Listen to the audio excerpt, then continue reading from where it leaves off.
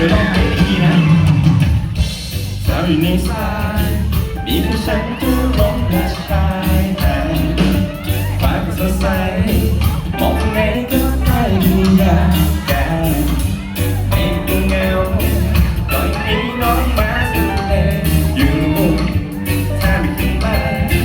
ตอนนี้ไม่แปลนกน้อยให้พอดูลืมไปแล้วว่าฉันเคยมีใครเข้ามาทำร้ายในตอนนี้ฉันรู้แค่ฉันกำลังจะช่วยกันยกโทษเด็กสักแรงใครเธอก็ไม่ต้องสนใจ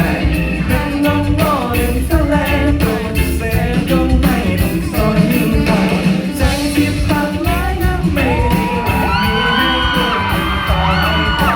ใจที่พังนั้นน้ำตาวันนี้ให้ลงทะเลพิจิตรว่าเป็นดีรักเอาเป็นว่าต้องทำใจแต่แค่ต้องการจะยืนต่อใจใส่กันให้ทำแรงที่เดียวยาเมื่อมีแต่น้ำตาก็ให้เวลากับเวลาเพราะผมจะรอแค่